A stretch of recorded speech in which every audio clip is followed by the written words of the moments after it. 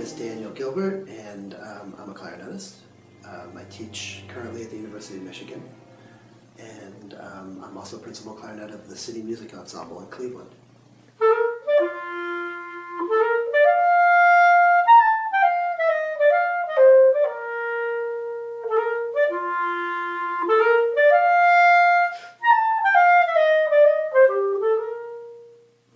Weber wrote specifically for Fairmount, who was a famous clarinetist and soloist at the time.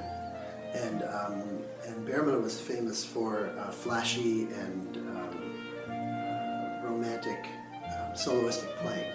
And so Weber wrote these concerti and quintet with him in mind. And so it's very virtuosic, flashy, and light. And in a kind of operatic, the clarinet is a very operatic voice in this, specifically in the quintet. It's a very different kind of piece. The Mozart Quintet, which is very famous, and the Brahms Quintet, which is another famous quintet for clarinet and strings, are both meaty and very deep. And when you play with a string quartet, there's a lot of rehearsal time and emotion and intensity that goes into it.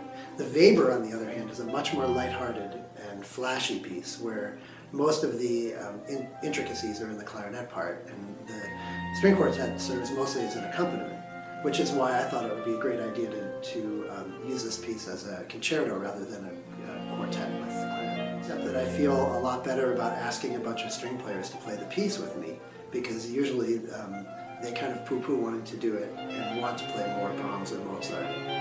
So this is a great opportunity to play the piece and not feel guilty.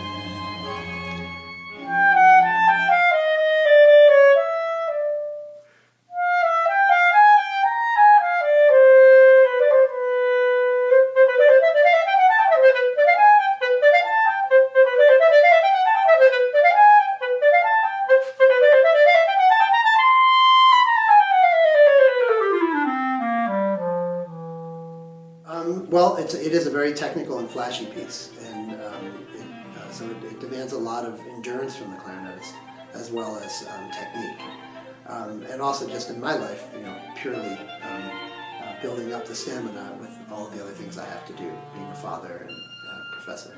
Only that I really do view it as an operatic piece where the clarinet has a voice, as opposed to a wind instrument. I think there are a lot of vocal elements to the way that the piece is written, and so I think of it in a very vocal style. So when you're listening to the concerto, I hope you'll have that in mind.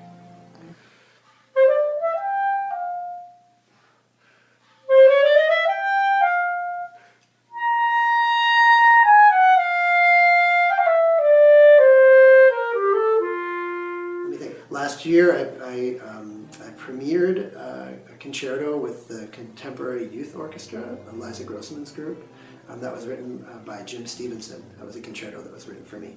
So I think that was maybe December ago.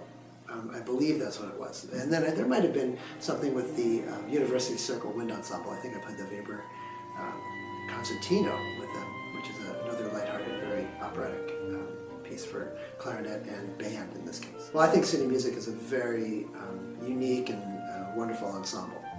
Their mission is one of bringing music to places where people wouldn't usually go out and listen to music. And the concerts are free, which is wonderful, so we don't depend on audience to survive, except, of course, we want people to come to the concerts. But the funding is done through grants as opposed to ticket sales. So therefore, people who wouldn't usually go to a concert would come and hear us, and we always play to very crowded houses. So that's exciting for us as a group. And actually what brought about this particular concert, where we're not using a conductor, is the fact that the group is very, very tight, and the musicians are wonderful. So that when we play together, we're always listening very carefully, and therefore are attempting to play without a leader, a conductor. So we're using, putting on our bigger ears for this show.